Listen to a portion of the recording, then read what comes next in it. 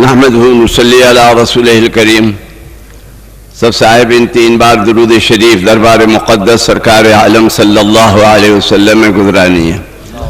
اللہم صلی علی سیدنا مولانا محمد وعلی آل سیدنا مولانا محمد بعدد من صلی الصوم وصلی علی سیدنا مولانا محمد وعلی آل سیدنا مولانا محمد بعدد من قاد وقام.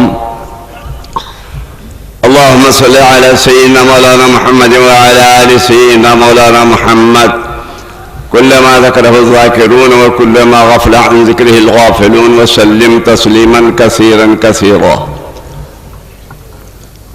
وأعوذ بالله من الشيطان الرجيم. بسم الله الرحمن الرحيم. إنا أعطيناك الكوثر. عزیزان محترم، اللہ تبارک و تعالی حضور اکرم صلی اللہ علیہ وسلم کو ارشاد فرماتا ہے کہ اے حبیب، ہم نے آپ کو خیر کثیر عطا کیا ہے، امت کثیر عطا کی ہے اور حوض کوثر عطا کیا ہے. نہر کوثر سے آپ کو، آپ کے وجہ سے نہر کوثر کو مشرف کیا ہے. آپ حضرات نے جب سے بہت اچھی باتیں اور بہت ہی ضروری باتیں سماعت فرمائیں، لیکن کتنے افسوس کی بات ہے کہ آ گیا روز قیامت نہ جگہ میرے نصیب، جاگ اٹھے مردے غافل ابھی آرام میں ہے. آج جب اخبار میں اعلان آئے، کئی فون آئے، قادیانی ہیں کیا، یعنی اتنا نہیں معلوم کہ یہ اتنے مکار اور اتنے دغاباز لوگ ہیں جو ہمارے رسول صلی اللہ علیہ وسلم، جن کے قدموں کی خاک پر ہماری 1000 جانیں قربان، ایسے سرکار کی برابری کا دعویٰ کرنے والا ایک ناپکار پیدا ہوتا ہے اور وہ دھڑلے سے اپنے غلط کاموں کی تشہیر کرتا ہے، اور ہم آتے جاتے ان کے پوسٹرز پڑھتے ہیں مگر ہم کو خود معلوم نہیں کہ ہے کیا قادیانی کون ہے. میرے بھائی، جب سے تو آپ نے بہت کچھ سنا، اور پھر ابھی مولانا نے جیسے فرمایا، حضور صلی اللہ علیہ وسلم کی ذات اقدس کے تعلق سے یا ایمان اور اسلام کے بارے میں کسی طرح بھی کوئی ایسی بات ہو تو ہم سب متفق ہیں. دوسرے بھی متفق نظر آتے ہیں مگر سنترے کے جیسے ہیں، چھلکا چھلتے ہی سب الگ الگ، اور ہم خربوزے کے جیسے ہیں، باہر سے الگ الگ دکھتے ہیں مگر جب چھلکا چھلتے ہیں تو ایک ہیں. کیونکہ ہمارا اللہ ایک ہے، رسول ایک ہے، دین ایک ہے، قرآن ایک ہے، قبلہ ایک ہے، سب چیزیں ایک ہیں.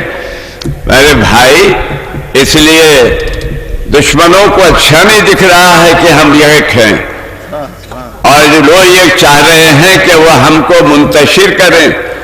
تو میرے بھائی، کبھی ان کے مکاریوں میں نہیں آنا. آج ان سے ہماری 60 سال سے لڑائی چل رہی ہے مسلسل. آپ کو معلوم ہونا چاہیے کہ ہمارے ابتدا ہی سے ان لوگوں سے ہماری جھڑپ اچھی خاصی ہے، اور ہم بھی ان کے تعلق سے جہاں موقع ملا کہتے ہیں، مگر کیا کریں، بے غیرتوں کو کچھ عقل رہی، کچھ شرم رہی. ایک بات سرکار نے فرمایا، حیا چھوڑ دے پھر جو چاہے کر لے. تو میرے عزیز بھائیوں، یہ مذہبی عجیب و غریب ہے. آپ کو سن کے حیرت ہوگی کہ غلام احمد قادیانی کہتا ہے کہ ان کو حیض بھی آتا ہے جی. اور اب میں کیا بولوں، اللہ میاں خود ان سے مباشرت کیے تو ان کو حمل بھی ہوا، اور حمل ہونے کے بعد یہ خود پیدا ہوئے. اب کس کو حمل ہوا ہوگا؟ جی اب آپ غور کیجئے، بالکل ایسا معلوم ہوتا ہے کہ ایک پاگل ہے جو جو جی میں آیا بک رہا ہے، اور اس پر اتنا افسوس نہیں ہے، ماننے والوں پر افسوس ہے۔ میرے بھائی، آپ کو یہ معلوم ہونا چاہیے کہ وضاحت شریف کو پیشاب بہت آتا تھا، منٹ کو جاتے تھے، تو اب کب تک ڈھیلے لاتے رہیں گے، لے جاتے رہیں گے؟ تو ان کے ایک جیب میں چھوٹے چھوٹے ڈھیلے رکھتے تھے، اور دوسرے ڈھیل، اور گڑ بھی بہت خوشی سے کھاتے تھے، تو دوسرے جیب میں گڑ کی ڈلیاں رکھتے تھے۔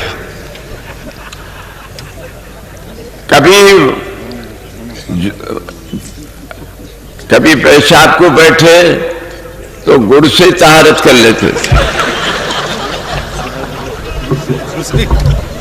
اور کبھی بے خودی میں ڈھیلا منہ میں لے کے گڑ سمجھ کے چوستے رہتے تھے۔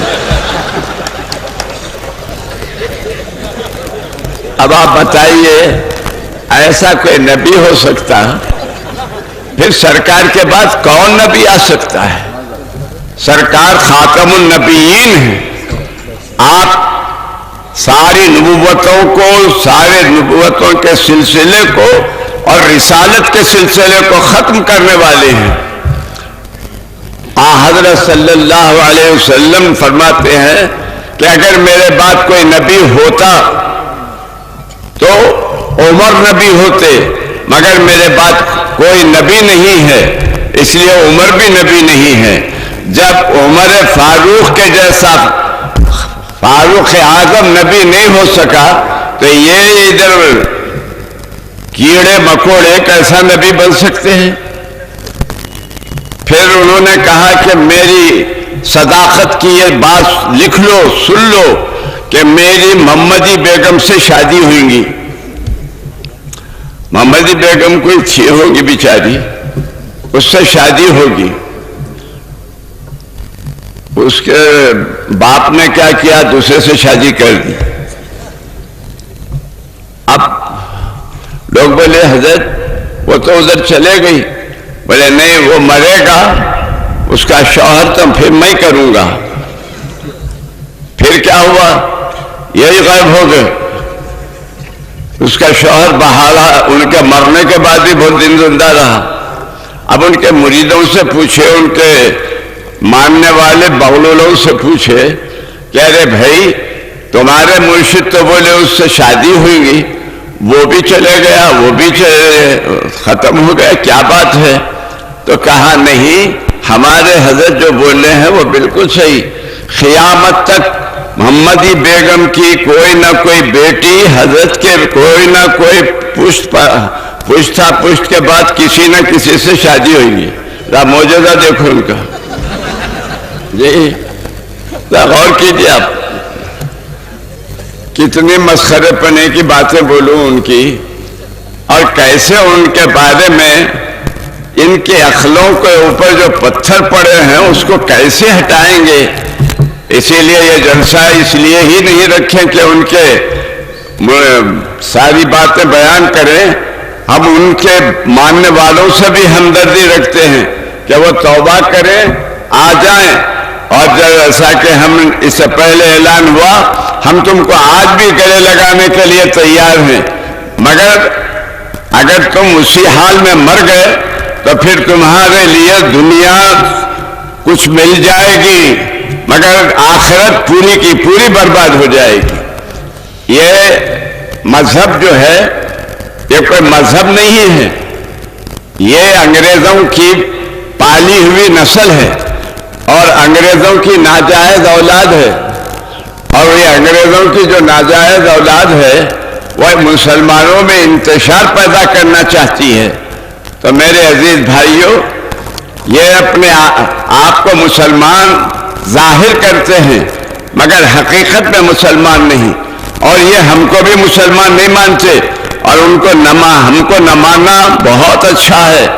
ہم تمہارے ماننے سے مسلمان نہیں، تمہاری تصدیق کی ہم کو ضرورت نہیں، ہم اللہ کے فضل سے اس اسلام پر قائم ہیں، جس اسلام کے بارے میں اللہ تعالیٰ فرماتا ہے وَإِذَا قِيلَ لَهُمْ آمِنُوا كَمَا آمَنَ النَّاسُ قَالُوا أَنُؤْمِنُ كَمَا آمَنَ السُّفَهَاءُ، تو وہ لوگ، اللہ تعالیٰ فرماتا ہے جیسے صحابہ ایمان لائے ہیں ویسے تم بھی ایمان لاؤ، ہم ویسے ہی ایماندار لوگ ہیں۔ تو میرے بھائیوں، یہ ایک وقت ان کو کسی فائل پہ اللہ میاں سے دستخط لینے گئے، غور کیجیے آپ، تو اللہ میاں کا قلم نہیں چلا کرتے، تو جھٹکے، تو صبح کو اٹھے تو ان کے کپڑوں پہ اللہ میاں کے قلم کی سیاہی پڑی ہوئی تھی، اور لوگ بالکل صحیح، بالکل صحیح۔ اللہ تعالیٰ رحم فرمائے، اور ہمارے بھولے بھالے مسلمان گاؤں میں چند ٹکروں کو دیکھ کر پھسل جا رہے ہیں۔ ابھی میں گیا تھا اڑیسہ، وہاں برہم پور میں پروگرام تھا، وہاں معلوم ہوا کہ وہاں ایک بستی کے 3000 مسلمان قادیانی ہو گئے، مگر اللہ تعالیٰ جہاں ایسے نالائقوں کو بھیجتا ہے اللہ والوں کو بھی بھیج دیتا ہے۔ تو بعض اللہ والے جو وہاں گئے جماعت کے لوگ، تو وہاں انہوں نے جو محنت کی وہ 3000 کے 3000 واپس آ گئے۔ تو میرے عزیز دوستو، ہم لوگوں کو چاہیے کہ محلے میں دیکھیں اور ان سے بائیکاٹ کریں۔ آپ بتائیے کہ ہمارے رسول صلی اللہ علیہ وسلم کی برابری کا دعویٰ کرنے والا کیسا مسلمان رہ سکتا ہے؟ تو میں زیادہ وقت اس لیے بھی نہیں لیتا کہ آپ بہت دیر سے بیٹھے ہیں، اپنی بات تو چلتی ہی رہتی ہے، تو اس لیے میں آپ حضرات سے گزارش کروں گا کہ اپنے اپنے محلوں میں ان لوگوں کے کسی جلسے کو ہونے نہیں دینا، اور اپنے بچوں کو ان سے بچانا۔ آج کل مختلف الخیال لوگ اپنے اپنے مدرسے کھول کر یہ ثابت کرنا چاہ رہے ہیں اور بچوں کو بھٹکا رہے ہیں۔ تو میرے عزیز دوستو، ہم کو پہلے سوچنا چاہیے کہ ہم عیسائی مشنری اسکولوں میں چلے آتے ہیں اور بچے جو ہے سب کچھ ہوتے ہیں مگر مسلمان نہیں رہتے، نہ عیسائی رہتے نہ مسلمان رہتے۔ تو اس لیے ہمارے بھائیوں سے گزارش ہے کہ اپنے بچوں کی حفاظت کریں اور دین کی حفاظت کریں۔ اسلام کی حفاظت تو اللہ کر رہا ہے۔ ایک واقعہ آپ کے سامنے رکھتا ہوں۔ ضیاء الحق جب کہ زندہ تھے، پاکستان کے صدر صاحب مولانا علی میاں مدینہ شریف کو گئے تھے، یعنی حج کے لیے گئے تھے یا کسی کانفرنس کے لیے، تو مدینہ شریف میں وہ وہاں آرام کیے، تو خواب میں رسول اکرم صلی اللہ علیہ وسلم تشریف لائے اور آ کر فرمایا کہ تم نے ہماری حفاظت کے لیے کیا کیا ہے، تم نے ہماری حفاظت کا کیا اہتمام کیا ہے۔ تو اب یہ نیند میں سے اٹھے، یوں تو سرکار کی حفاظت کی کیا ضرورت، مگر بتانا یہ تھا کہ ایمان کی حفاظت کے لیے کیا کیا ہے۔ تو میرے بھائی، وہ جب واپس ہوئے تو ضیاء الحق کو انہوں نے کہلا بھیجا، فون کیا کہ میں کراچی جا رہا تھا سیدھا انڈیا، میں کراچی پر ٹہل رہا ہوں، آپ سے کچھ بات بولنا ہے، حضور کا پیام پہنچانا ہے۔ تو وہ اپنے مقام سے، یعنی اسلام آباد سے کراچی آئے اور مولانا سے ان کی ملاقات ہوئی، تو مولانا نے